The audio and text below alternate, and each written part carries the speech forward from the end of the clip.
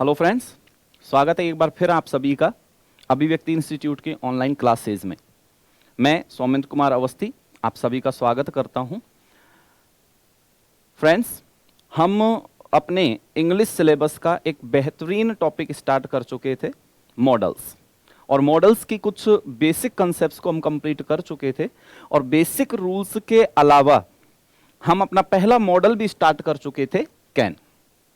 ठीक है, कैन के कुछ इंपॉर्टेंट कॉन्सेप्ट्स हमने कंप्लीट किए थे, जिनमें हमने ये पढ़ा था कि कैन का प्रयोग किन कंडीशंस, किन कॉन्सेप्ट्स और किन नोशंस के लिए किया जाता है। ठीक है, हमने कैन में यह भी पढ़ा था कि कैन का प्रयोग कुछ ऐसी कंडीशंस के लिए भी किया जाता है जिन्हें दूसरा एक मॉडल भी बताता है। यानी कोई ना कोई हमारे पास दूसरा एक मॉडल ऐसा होगा जो कैन के समान ही कंसेप्ट रिप्रेजेंट करेगा। फॉर एग्जांपल, अगर हम परमिशन की बात करें तो कैन भी हमें परमिशन के बारे में बताता है, और इसके अलावा मे एक मॉडल है जो हमें परमिशन के बारे में बताता है। इसी प्रकार से अगर हम बात करें तो कैन पॉसिबिलिटी को रिप्रेजेंट करता है, और पॉसिबिलिटी को रिप्रेजेंट करने के लिए हमारे पास कैन के अलावा 4 और मॉडल भी हैं, जिनमें से एक मे है, एक कुड है, एक माइट है और एक मस्ट है। उन्हें हमें डिटेल में आगे पढ़ना है, लेकिन उससे पहले हमने कुछ कंडीशंस ऐसी भी पढ़ी थी जिनका प्रयोग केवल कैन के साथ ही किया जाता है, या फिर कहें उन कंडीशंस के लिए केवल कैन का प्रयोग होगा। लेकिन सिर्फ इतना सा कह देना काफी नहीं होगा, क्योंकि अगर हम सिर्फ ये क्राइटेरिया बना लेंगे कि इन कंडीशंस के लिए केवल कैन का प्रयोग होगा तो वो ठीक नहीं होगा। और जैसा कि मैंने लास्ट क्लास में आपसे कहा था कि सिर्फ नॉलेज प्राप्त कर लेना हमारे लिए काफी नहीं होता, नॉलेज के साथ साथ हमें कॉम्प्रिहेंशन यानी कंपैरेटिव स्टडी जो करनी है वो भी हमें समझनी चाहिए। और इसके अलावा एप्लीकेशन भी हमें क्लियर करना होगा कि हम उन रूल्स को पढ़ने के बाद में अप्लाई कैसे करें, क्योंकि एप्लीकेशन के बिना हम उन्हें ढंग से ना तो अप्लाई कर पाएंगे और ना ही हमारे लिए उनका कोई प्रयोग है, किसी प्रकार का कोई यूज नहीं है हमारे लिए। तो यह आपको विशेष रूप से समझना है। मेरा कहने का अर्थ यह है कि कैन के अंदर जो कंडीशंस हमने पढ़ी थी उन कंडीशंस को केवल ये कह देना, जैसे कि हमने पहली कंडीशन पढ़ी थी एबिलिटी, और अगर हम ये कहें कि for ability we can use only model can, यानी एबिलिटी को रिप्रेजेंट करने के लिए हम मॉडल कैन का ही प्रयोग करते हैं, तो आपके दिमाग में एक ही सिर्फ लिमिट बन जाएगी कि हाँ एबिलिटी हमें कहीं दिखे, इसका मतलब हमें कैन का प्रयोग करना है, जो कि ठीक नहीं है। तो इसके लिए हम एक प्रॉपर तरीका एक कंपैरिजन के साथ वहां अप्लाई करना है, जिससे कि आपके कभी भी किसी भी परिस्थिति में कंफ्यूजन क्रिएट हो ही नहीं। ठीक है, तो चलिए उसी संदर्भ में हम मॉडल टॉपिक को स्टार्ट करते हैं। और मॉडल में कैन के हम ज्यादातर कॉन्सेप्ट्स को कंप्लीट कर चुके थे, उसके 1-2 कॉन्सेप्ट हमारे रह गए थे लास्ट क्लास में, उन्हें भी हम पूरा करते हैं। और अभी मैं जो कह रहा था कि कंपैरेटिव स्टडी जो हमें करनी है उसका क्या मतलब है वो भी मैं आपको बता देता हूं। देखिए, जैसे कि हम कहें कि मॉडल्स में हम पढ़ना स्टार्ट कर चुके थे कैन, ये हमने स्टार्ट कर लिया था। और अगर हम इस कैन की बात करें तो कैन में जैसे हमने सबसे पहला कंसेप्ट पढ़ा था एबिलिटी, यही पढ़ा था इसके पॉइंट ए पर। एबिलिटी के लिए हमने कैन का प्रयोग पढ़ना स्टार्ट किया था। अब मेरा कहने का अर्थ है कि जब हम इन कंसेप्ट्स को ज्यादातर को कंप्लीट कर ही चुके हैं तो क्यों ना इसे एक प्रॉपर तरीके से कंपैरिजन के साथ इसे पूरा किया जाए। तो देखिए, एक सेंटेंस के थ्रू, एक एग्जांपल के थ्रू हम इसे समझ लेते हैं। जैसे एक सेंटेंस हमें दिया गया ही, और हमें ब्लैंक दे दिया गया डू दिस वर्क, और ये आपको फुल स्टॉप करके और यहां आपको दे दिया गया एबिलिटी। ठीक है, एक सेंटेंस आपको ये दिया गया और दूसरा सेंटेंस हमें दिया गया बिल्कुल एज इट इज, इसके समान ही दिस वर्क। यहां तक तो एज इट इज दिया गया है, आगे थोड़ा सा और इसमें जोड़ दिया गया इन हिज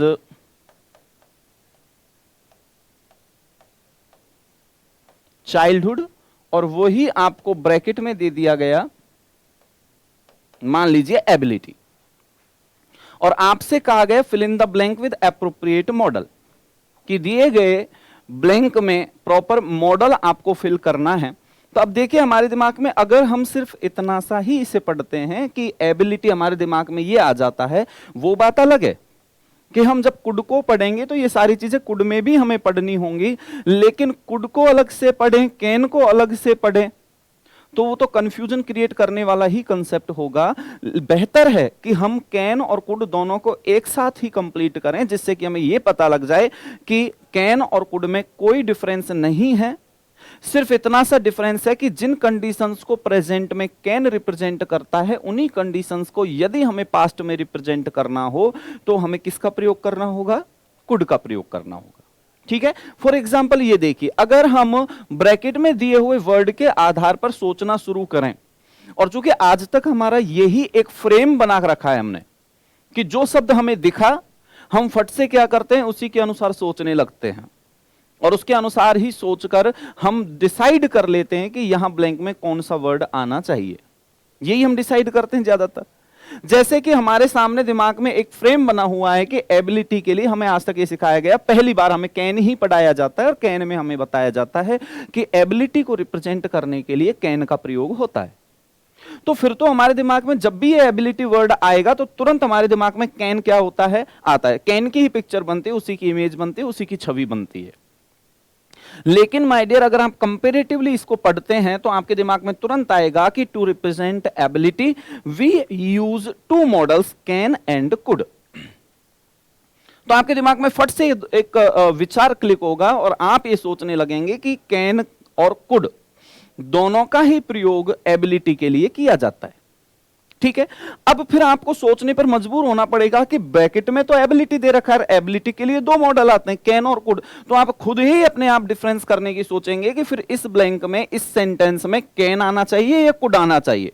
तो अपने आप प्रॉपर जगह पर आप पहुंच जाएंगे, तो तुरंत की तुरंत वहां कंफ्यूजन क्रिएट होने का कोई सेंस ही नहीं रहेगा और कोई पॉसिबिलिटी नहीं होगी वहां। तो ये आपको विशेष रूप से समझना है। अब जैसे कि ब्लैंक्स को अगर हम देखें तो इस सेंटेंस में कोई ऐसा कंसेप्ट नहीं दे रखा है कि जो हमें यह बता सके कि इसको हमें पास्ट में ले जाना चाहिए। देखिए, मैं आपकी जानकारी के लिए बता दूं, हालांकि वो बात अलग है कि ज्यादातर समय हमारे सामने कुछ कैंडिडेट ऐसे आते हैं जो ग्रामर के किसी भी टॉपिक को किसी भी तरीके से किसी भी सीक्वेंस में पढ़ाना शुरू कर देते हैं, पढ़ना शुरू कर देते हैं। लेकिन माय डियर, रियलिटी यह है कि ग्रामर यानी लैंग्वेज में हर टॉपिक को एक सीक्वेंस जो दी गई है वो किसी कारणवश दी गई है। उसके पीछे भी एक रूल है, उसके पीछे फैक्ट्स हैं। ऐसे नहीं है कि आप सबसे पहले कोई टॉपिक और दूसरा, जैसे डायरेक्ट एंड इनडायरेक्ट स्पीच पढ़ाने लग जाएं, आप एक्टिव एंड पैसिव पढ़ाने लग जाएं। पढ़ा सकते हैं या पढ़ सकते हैं, नहीं हो सकता कभी भी ऐसा। ना तो आप डायरेक्ट एंड इनडायरेक्ट स्पीच पढ़ सकते हैं, ना ही एक्टिव एंड पैसिव पढ़ सकते हैं, क्योंकि इन दोनों को कंप्लीट करने के लिए पहले हमें टेंस कंप्लीट करना होगा। और अगर टेंस ही हमने कंप्लीट कर लिया तो फिर टेंस कब पूरा होगा? तो टेंस की आप अच्छे प्रकार से स्ट्रक्चर समझते हैं कि टेंस बनाने के लिए हमें सेंटेंस में कुछ चीजों की जरूरत पड़ती है, जैसे कि हेल्पिंग वर्ब और मेन वर्ब। ये सबसे इंपॉर्टेंट चीजें होती हैं, और इनके लिए हेल्पिंग वर्ब और मेन वर्ब डिसाइड कौन करता है? या तो सब्जेक्ट डिसाइड करेगा या ऑब्जेक्ट। लेकिन सब्जेक्ट ही मान लेते हैं एक पल के लिए अगर हम यहां, तो आपको अच्छे प्रकार से पता है सब्जेक्ट के रूप में काम कौन कौन करता है, या तो नाउन करेगा या प्रोनाउन करेगा। तो पहले नाउन और प्रोनाउन की जानकारी होना भी जरूरी है। तो हर चीज की एक सीक्वेंस है कि आखिर क्यों पार्ट्स ऑफ स्पीच में पहले नाउन को रखा जाता है, फिर प्रोनाउन को रखा जाता है, उसके बाद क्यों एडजेक्टिव को रखा जाता है। इसके पीछे भी प्रॉपर कारण है। इवन इतना तक है कि जब हम टेंस पढ़ते हैं तो टेंस में भी पहले प्रेजेंट टेंस, फिर पास्ट टेंस और फिर फ्यूचर टेंस ही क्यों पढ़ा जाना चाहिए, इसके पीछे भी कारण है। क्योंकि जब हम सीक्वेंस ऑफ टेंस के कुछ रूल्स पढ़ते हैं तो वहां केवल सीक्वेंस ऑफ टेंस की ही कॉन्सेप्ट्स हमारे हेल्प करते हैं, बाकी और कोई हमारा रूल ऐसा हेल्प नहीं करता। जैसे इसी में समझ लीजिए, यहां इस सेंटेंस में अगर हम बात करें तो क्या इस सेंटेंस में आपकी मर्जी से आप कोई भी मॉडल नहीं फिल कर सकते क्या? जैसे कि एबिलिटी में दो आते हैं मॉडल, कैन आता है, कुड आता है। तो इसमें तो आप कुड भी फिल कर सकते हैं, कैन भी फिल कर सकते हैं। कर सकते हैं कि नहीं कर सकते? कर सकते हैं। लेकिन माय डियर आपको अच्छे प्रकार से क्लियर होगा कि जब इसमें कोई स्पेसिफिक ऐसा कंसेप्ट दे ही नहीं रखा कि जो हमें इस पहले पायदान से ऊपर जाने को मजबूर करे। पहला पायदान कौन? Present tense. सीक्वेंस में पहले कौन आता है? प्रेजेंट टेंस आता है, बाद में पास्ट आता है। तो पास्ट तो दूसरी सीढ़ी है पढ़ने की टेंस की सीक्वेंस में। तो पहले पहली सीढ़ी पर चढ़ेंगे या दूसरी सीढ़ी पर चढ़ेंगे? दूसरी सीढ़ी पर चढ़ने पे तो गिरने का भी तो रिस्क है। जैसे कि एक एग्जांपल मैं आपको बताऊं, जैसे कि एक सिंपल सा वो है कि हालांकि ये केवल एक अम्यूजमेंट के लिए है कि जैसे कि मान लीजिए एक व्यक्ति अपने बेटे को बहुत जोर जोर से पीट रहा था। उसके पड़ोसी ने पूछा, अरे अपने बेटे को इतनी जोर से क्यों पीट रहे हो भाई? उसने कहा निकम्मा है बिल्कुल, घर के बिल्कुल परवाही नहीं करता। कि क्यों, क्या हुआ? कि इसको नई चप्पल दिलवाई थी मैंने। कि फिर, और मैंने कहा था एक सीढ़ी छोड़कर एक सीढ़ी चढ़ना जिससे चप्पल कम घिसे, जिससे चप्पल कम घिसे। तो फिर क्या हुआ कि निकम्मा एक एक सीढ़ी छोड़ के नहीं, दो दो सीढ़ी छोड़ के चढ़ गया।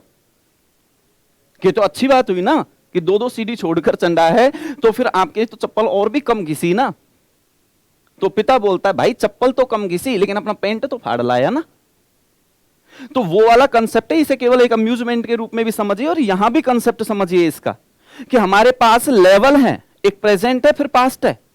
तो पहला स्टेज जो हमारा होगा, पहला लेवल होगा वो प्रेजेंट का होगा, उसके बाद पास्ट का होगा। और इसमें जब तक कोई कंसेप्ट हमें ऐसा स्पष्ट रूप से ना मिल जाए कि जो हमें ये बता सके कि हाँ हमें इसे पास्ट में ले जाना ही चाहिए, तब तक आप इसे पास्ट में नहीं ले जा सकते। और इसको पास्ट में रिप्रेजेंट करने के दो तरीके होते हैं, दोनों तरीके मैं आपको बता देता हूं कौन से हैं। पहले इसे कंप्लीट करते हैं। जब तक माय डियर ऐसा कोई कंसेप्ट आपको नहीं दिया जाए जो पास्ट को रिप्रेजेंट करे, तो आप निश्चित मानिए कि उस सेंटेंस को हमें प्रेजेंट में ही रखना पड़ेगा, ये फिक्स है। और प्रेजेंट एबिलिटी के लिए किसका प्रयोग होता है? कैन का प्रयोग होगा नहीं। लेकिन अगले सेंटेंस में हम देखते हैं कि यहां तक तो सेंटेंस सेम है, लेकिन आगे इसमें कुछ और कंसेप्ट भी दे रखा है, चाहे ब्रैकेट में तो वो ही एबिलिटी दे रखा है आपको, लेकिन यहां आगे कोई वर्ड और दे रखा है और वो वर्ड है क्या? In his childhood. चाइल्डहुड यानी बचपन। और अगर हम बचपन की बात करें तो बचपन क्या? जो बीत चुका है, और जो बीत गया वो क्या होता है? पास्ट होता है। तो इसमें एक कंसेप्ट हमें ये मिल गया कि हां इसमें पास्ट कंसेप्ट की बात की जा रही है। और जब मिल गया तो फिर सोचने की जरूरत नहीं है कि पास्ट कंसेप्ट को रिप्रेजेंट करने के लिए देख लीजिए कौन सा कंसेप्ट दे रखा है? एबिलिटी। तो पास्ट एबिलिटी को रिप्रेजेंट कौन करता है? तो पास्ट एबिलिटी को कैन रिप्रेजेंट नहीं करता, पास्ट के लिए कौन आता है? कुड आता है। तो पहली कंडीशन तो ये कि कैसे डिसाइड करें हम कि ये प्रेजेंट होगा या पास्ट होगा, तो उसमें वर्ड दिया जाएगा, उसको आपको ध्यान रखना है। तो ये कंफ्यूजेबल पॉइंट है कि एबिलिटी ही दे देगा ब्रैकेट में तो, लेकिन आपको कंफ्यूज नहीं होना है, इसको वो कंफ्यूज करने के लिए ही देगा ऐसा। अगर स्पष्ट रूप से सिंपल क्वेश्चन पूछना होगा तो वो कुछ ऐसे भी पूछ सकता है, जैसे कि हम कहें ही दिस वर्क, और फिर आपको ब्रैकेट में दे दे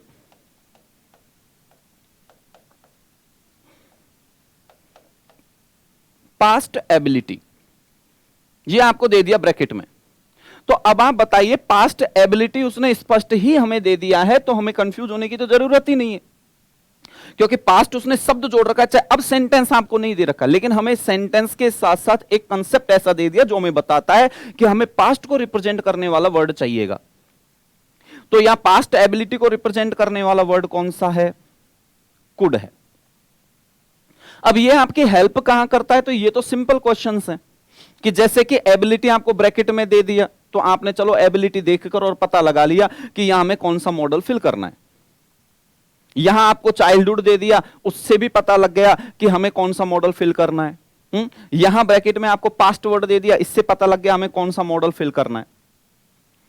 लेकिन कंफ्यूजन क्रिएट करने के लिए और भी कई तरीके हो सकते हैं। जैसे कि एक सेंटेंस अगर आपको दिया जाए,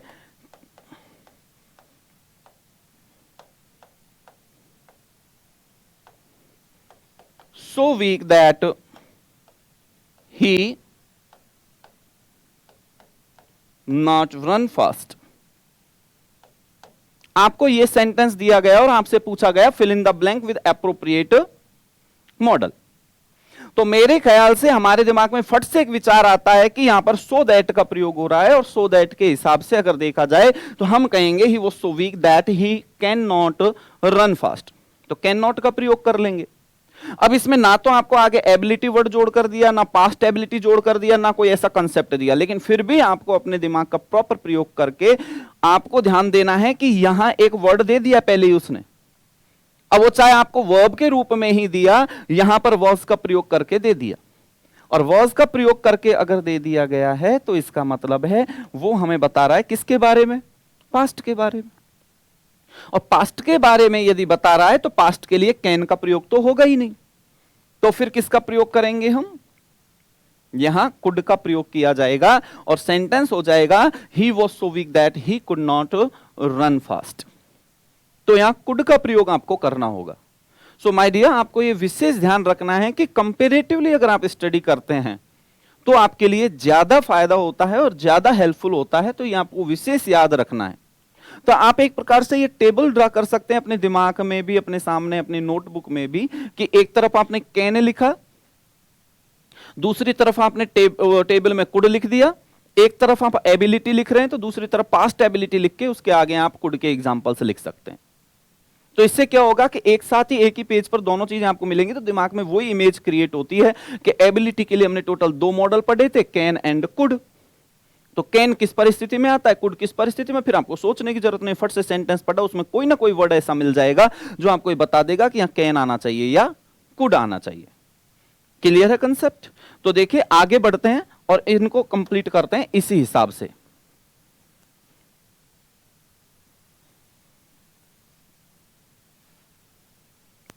देखिए अगर हम बात करें कैन की, तो कैन में हमने लास्ट डे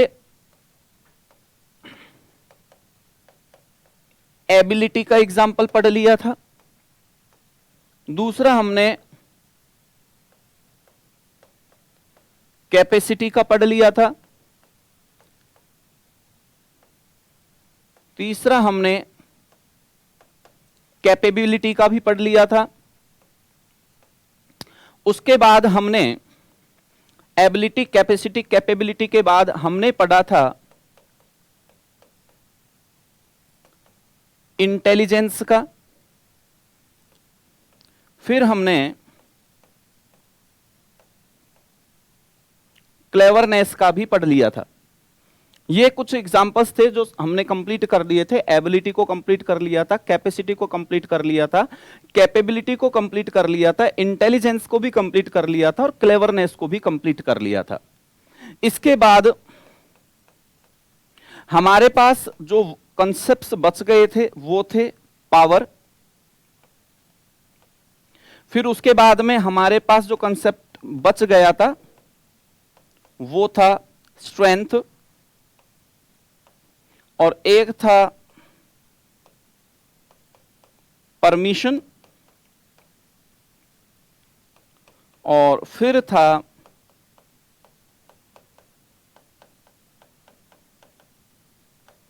पॉसिबिलिटी।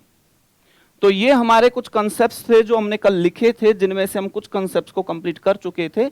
हम यहां तक एग्जाम्पल कंप्लीट कर चुके थे और इनमें डिफरेंस भी हमने कर लिया था। डिफरेंस किस किस के बीच में किया था हमने, तो आपको भी पेयर बनाकर ऐसे ही याद रखना है, एबिलिटी और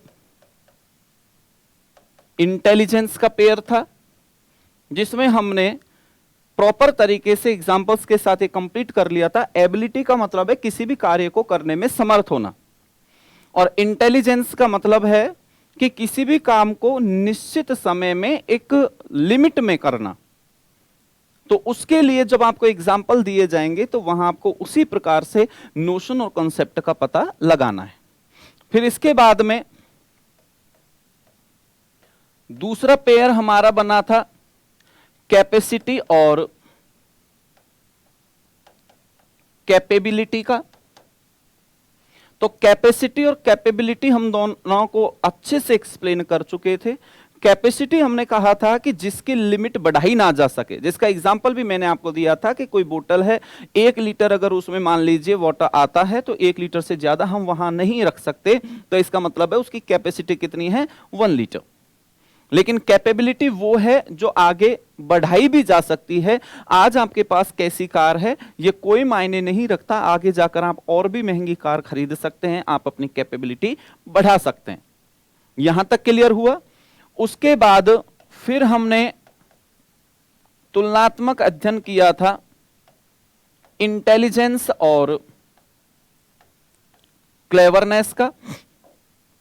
ये हमने कंप्लीट किया था कि इंटेलिजेंस और क्लेवरनेस में क्या डिफरेंस है, और फिर हमने डिफरेंस किया था एबिलिटी और capability and capacity.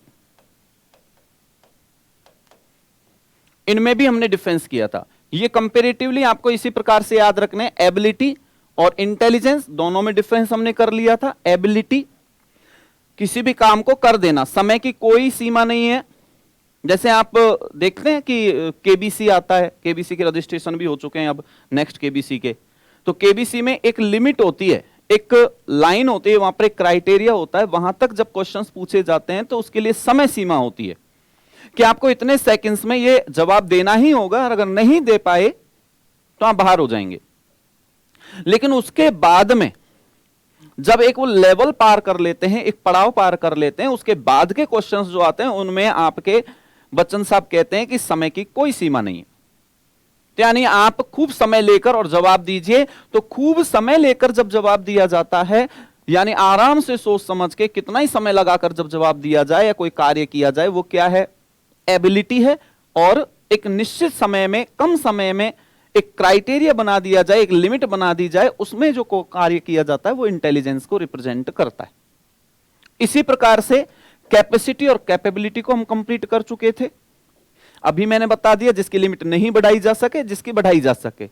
Concept clear? Intelligence और क्लेवरनेस, ध्यान दीजिएगा, इंटेलिजेंस किसी कार्य को करना है, किसी के कंसेप्ट के बारे में या किसी भी फैक्ट के बारे में नॉलेज रखना, वो क्या है? इंटेलिजेंस है। लेकिन हम कहें नॉलेज का एप्लीकेशन करना या फिर किसी भी तरीके से स्मार्टनेस को रिप्रेजेंट करना ही क्या कहलाता है? क्लेवरनेस कहलाता है। तो देखिए, आप इंटेलिजेंट हो सकते हैं, क्लेवर हो जरूरी नहीं है।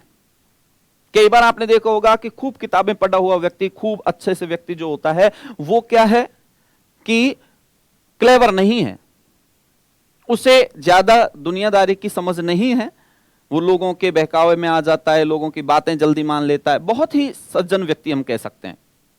तो वो इंटेलिजेंट हो सकता है, क्लेवर नहीं हो सकता। ठीक है। इसी प्रकार से एबिलिटी और कैपेबिलिटी और कैपेसिटी में क्या डिफरेंस बताया था? Ability that is related to mental situation, और कैपेसिटी और कैपेबिलिटी हमारी एक कह सकते हैं कि बाहरी या फिजिकल कंडीशन को रिप्रेजेंट करते हैं। वो आपको ध्यान रखना है। तो यहां तक हमने कंपैरेटिवली स्टडी कर ली थी पूरी। अब बात आती है पावर की। पावर क्या है? तो पावर किसी कार्य को करना, उसके लिए हम कह सकते हैं किसी कार्य को कोई कब कर पाता है, तो आप इसमें एक वर्ड याद रखिएगा, possession of doing something। कुछ भी करने की पोजीशन होना किसी के पास, किसी भी कार्य को करने की पोजीशन होना, उसके पास अधिकार है तो उसके पास इसकी पावर है। यही होता है, ये तो सब समझते हैं आप। कि कोई पॉलिटिकल पर्सन है तो पॉलिटिकल पर्सन उसी प्रकार की गतिविधियों को करने की क्या रखता है? पावर रखता है। तो पॉलिटिकल पावर आप रखते हैं। मनी पावर है किसी के पास, तो मनी वर्ड जब आता है तो इसका मतलब है उसके पास क्या है? पैसा है। बिना पैसे वाले व्यक्ति के लिए वो वर्ड यूज कर सकते हैं क्या आप? नहीं कर सकते। यहां पर फिजिकल पावर आप किस व्यक्ति की कहेंगे? कि जब आपको वो दिखेगा हाँ भाई इसके पास पावर है। लेकिन इसमें एक पॉइंट समझने वाली ये है कि कई बार क्या होता है कि ये पावर ऐसा भी नहीं है कि हमेशा दिखाई दे आपको। कई बार क्या होता है, जैसे इसका एक एग्जांपल समझिए आप। ही seems or appears a weak person, but he can defeat you in a fight, in a fight। तो ये पावर को रिप्रेजेंट कर रहा है, ये स्ट्रेंथ को रिप्रेजेंट नहीं कर रहा है। स्ट्रेंथ होना अलग चीज है, पावर होना अलग चीज है। जैसे इसका एक एग्जांपल हम लेते हैं, इसको सिंपल तरीके से समझ लेते हैं। आपको मेरे ख्याल से, मैं जहां तक समझता हूं कि इतना आपने कथानक वगैरह सुने होंगे, आप सुनते भी होंगे, टीवी पर भी प्रचलित है। अब तो लॉकडाउन के दौरान आपके रामायण महाभारत ये सब आपके सीरियल भी वापस से आ गए। तो आपने अगर इनमें देखा हो और आपने ग्रंथ पढ़े हो और आपने कथानक अगर सुने हो कई बार, तो उसमें आपको पता लगता है कि जब महाभारत का युद्ध होने वाला था, उसकी जब पूरी पटकथा बन चुकी थी, उससे पहले यादव सेना को, यानी भगवान कृष्ण की सेना को और भगवान कृष्ण को अपनी तरफ मिलाने के प्रयास किए जा रहे थे। और प्रयास दोनों की तरफ से हो रहे थे, पांडवों की तरफ से भी और कौरवों की तरफ से भी।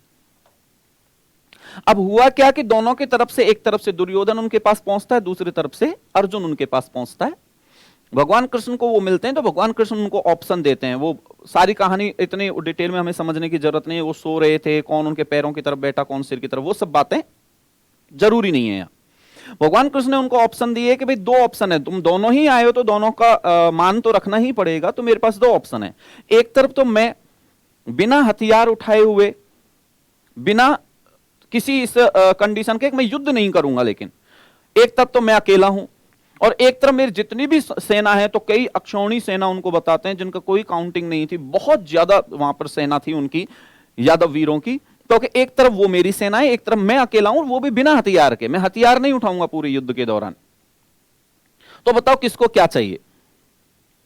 तो फिर दुर्योधन ने कहा कि अकेला व्यक्ति क्या कर लेगा, करता भी कुछ तो फिर हथियार होता तभी तो करता। भाई सुदर्शन चक्र के बारे में तो सबको पता था, लेकिन उनका वो तो उठाने से इन्होंने मना ही कर दिया, और मना कर दिया तो इसका मतलब है भगवान कृष्ण तो उठाएंगे नहीं, तो नहीं उठाएंगे फिर।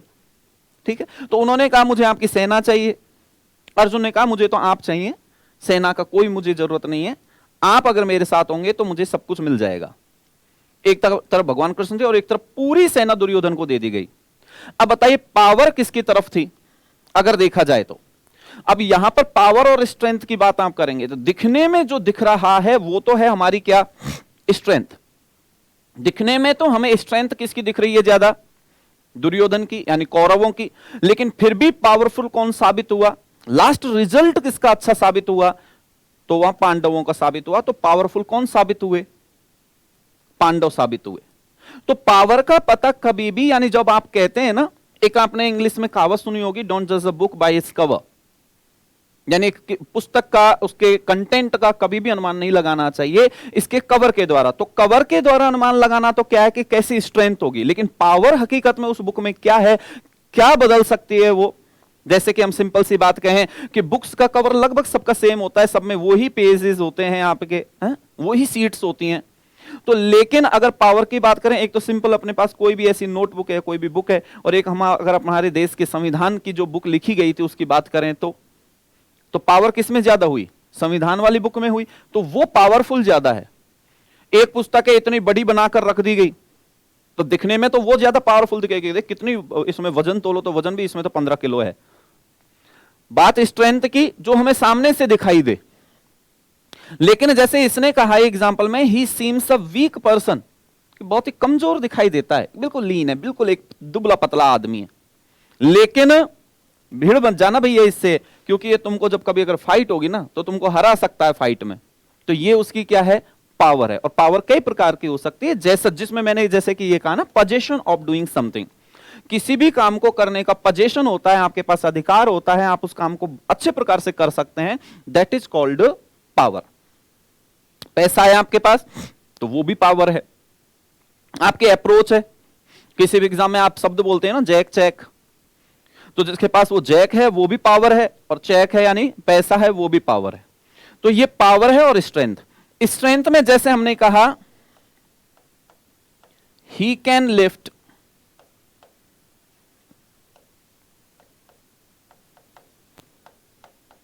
50 kilogram weight for 2 hours।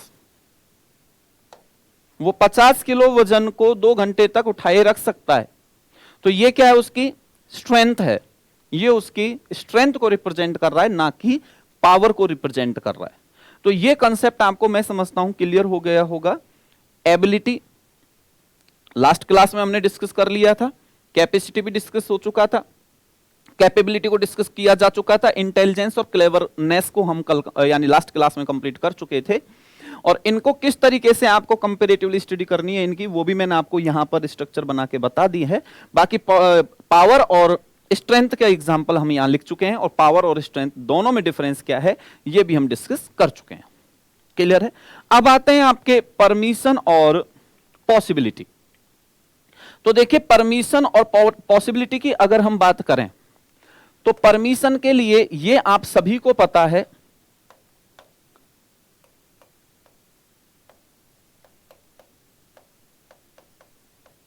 Permission में कैन का प्रयोग जो किया जाता है, मैं बस इतना सा बता रहा हूं यहां, वो इनफॉर्मल परमिशन के लिए किया जाता है।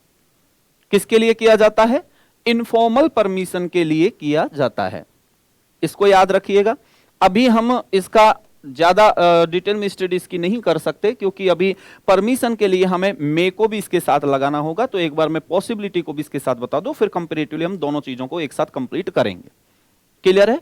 फिर उसके साथ ही हमें वुड है और कुड है, ये भी कंप्लीट करने होंगे, क्योंकि फिर हमें पोलाइट रिक्वेस्ट को भी साथ में डिस्कस करना होगा। तो मैं एक बार आपको इसे बता देता हूं। और दूसरा आपका जो है वो है आपकी पॉसिबिलिटी। तो ये पॉसिबिलिटी को भी रिप्रेजेंट करता है। अब पॉसिबिलिटी को और इनको कैसे रिप्रेजेंट करता है वो मैं अब आपको यहां थोड़ा सा डिटेल में समझा देता हूं कि कैसे इसे हमें अप्लाई करना है। तो देखिए,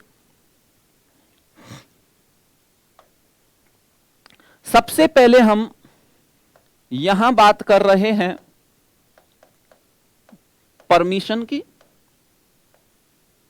और साथ में होगा हमारे पास पोलाइट रिक्वेस्ट का कंसेप्ट।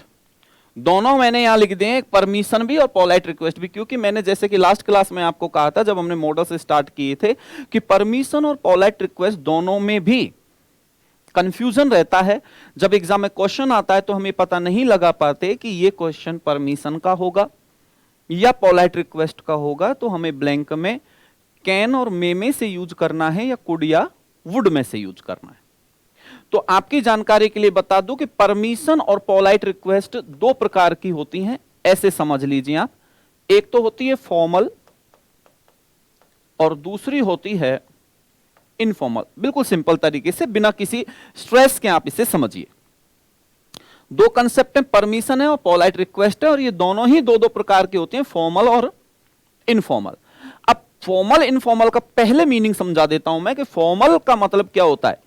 इसका सिंपल सा मतलब समझिए, आप अपने हिसाब से समझिए। फॉर्मल यानी फॉर्मेलिटी पूरी करनी है। और आप सोच के मुझे बताइए कि फॉर्मेलिटीज पूरी कब करते हैं आप? जब सिचुएशन आपके कंट्रोल में होती है या किसी और के कंट्रोल में होती है, या वहां किसी भी कंसेप्ट पर अधिकार आपका होता है या किसी और का होता है। तो मेरे ख्याल से आपका यही जवाब होगा कि सर जब किसी और का कंट्रोल होगा तो ही फॉर्मेलिटीज पूरी होती हैं, खुद का होने पे तो फॉर्मेलिटीज क्यों पूरी करेंगे? बिल्कुल सही जवाब है आपका। फॉर्मेलिटीज तभी पूरी होती हैं जब पोजीशन किसी और का होता है। तो सिंपल सा कंसेप्ट आप इसमें याद रखिएगा, नो पोजीशन ऑफ स्पीकर। हम यहां खुद को क्या मान रहे हैं? स्पीकर। स्पीकर के साथ साथ आप इसे डूअर भी कह सकते हैं। स्पीकर बोल दीजिए या डूअर बोल दीजिए, कोई फर्क नहीं पड़ता। ठीक है। अब आप देखिए, इसके बाद इनफॉर्मल जो आता है, इनफॉर्मल को बोला जाता है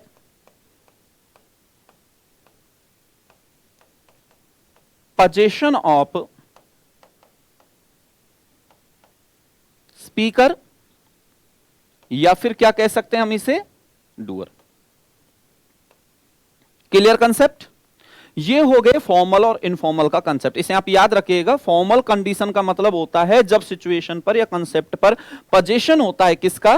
स्पीकर का या डूअर का। और इनफॉर्मल तब होता है जब पोजीशन होता है खुद स्पीकर का या डूअर का। क्लियर कंसेप्ट यहां तक? इसे आपको याद रखना है, तभी जाकर हम परमिशन और पोलाइट रिक्वेस्ट को कंप्लीट कर पाएंगे। ठीक है, तो एक बार आप यहां तक इसे कंप्लीट कीजिए। अब इसके आगे हम इसे जिससे कि परमिशन और पोलाइट रिक्वेस्ट तक लेकर चलें। ठीक है, तब तक इसे रिवाइज कीजिए और एबिलिटी, कैपेबिलिटी और इसका कंसेप्ट जो मैंने बताया था उसे कंप्लीट कीजिए। इसे शुरू करते हैं इसके बाद। Okay, thank you.